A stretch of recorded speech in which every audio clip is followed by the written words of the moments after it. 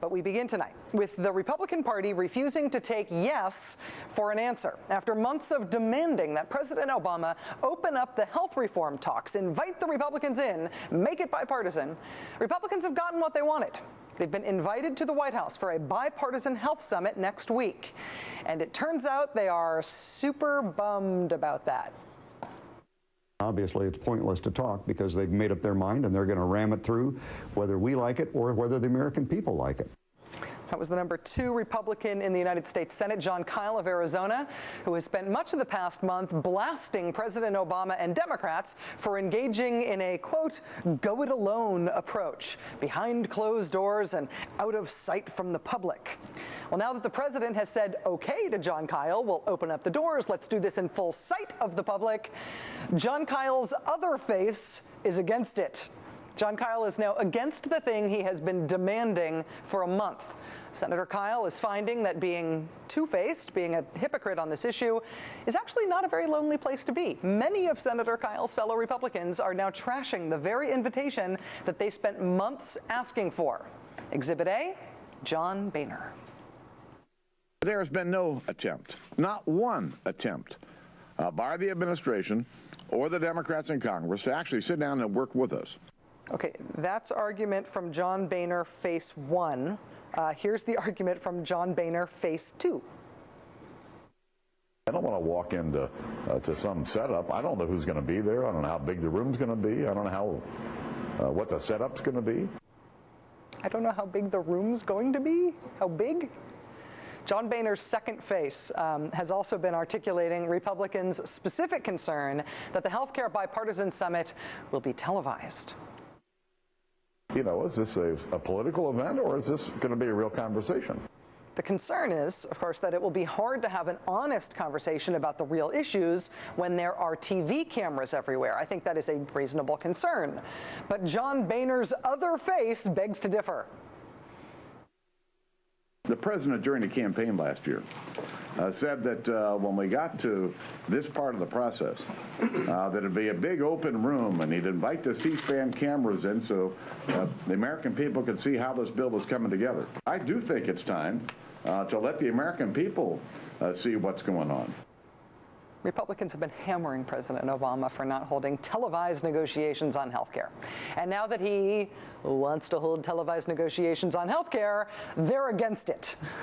If this feels like a familiar dynamic to you, you are guilty of paying attention to recent events in American politics. Even suddenly retiring Senator Evan Bayh today called out this outbreak of hypocrisy.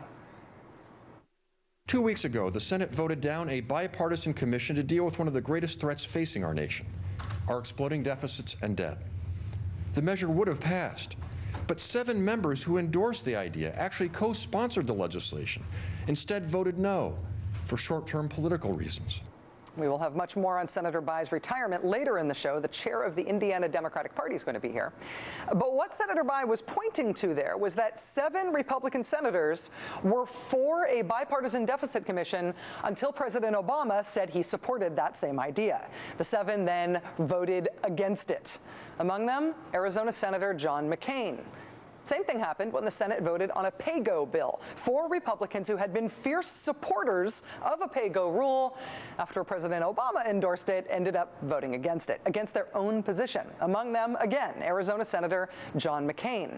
In addition to pay-go and the Deficit Commission, Senator McCain is also now against the same sort of climate change legislation he once supported.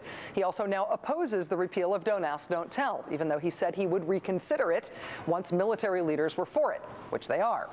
Senator McCain also now opposes the very same immigration reform legislation he once co-sponsored. Senator McCain, I'd like to introduce you to Senator McCain. I don't think you two guys are going to like each other very much. We keep talking about political hypocrisy on this show for 2 reasons. First, someone ought to.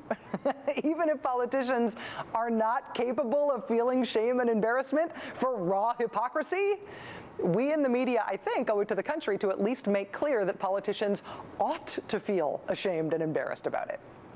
And second, it seems important to make clear that politicians who are willing to take 2 totally opposite positions on the same policy, those politicians should not be taken seriously when it comes to policy. If you're for pay-go until the president is and then you're against it, then I don't really care what you think about pay-go anymore, because it's clear that you really don't care either. No one should bother engaging with policy hypocrites on policy, because by their very hypocrisy, they prove that they do not care about policy. I mean, you in your district, just this week you were at a community college touting a $350,000 green technology education program, talking about how great that was going to be for your district. You voted against the bill that created that grant. And so that's happening a lot, with Republicans sort of taking credit for things that Democratic bills do, and then Republicans simultaneously touting their votes against them and trashing them. That's, I think, a problem that needs to be resolved within your caucus, because, I mean, you seem like a very nice person, but that's a very hypocritical stance to take. Well, Rachel, with all due respect, I can assure you Republicans were not consulted on a stimulus bill. Whether or not House Republicans felt adequately consulted on the stimulus bill, that's not the point. They all voted no on it, every single one of them. And that's fine. You can be against the stimulus and not think it's going to work and not going to create jobs. You can also be for the stimulus. You can think it's going to work and create jobs. But you cannot be both against it and for it at the same time, unless you are a hypocrite. You cannot denounce it as creating no jobs and then claim that it's creating lots of valuable jobs at the same time. Or you're a hypocrite. I meant it when I said on Meet the Press yesterday morning that Congressman Schock seems like a very nice person. He does. I also meant it about the hypocrisy. And it's not just the $350,000 green technology education grant that he took credit for at home after voting against the bill that funded it. Congressman Schock's hometown paper also noted that he voted against the bill that funded a $400,000 upgrade for police radios and cameras in East Peoria. His vote against that funding did not stop the congressman from, yes, taking credit for it and from handing over the grant funding during an event in his district.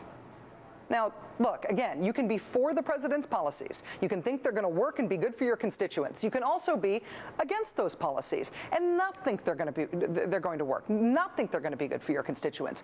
But you cannot be against those policies and for those policies at the same time unless you are a hypocrite.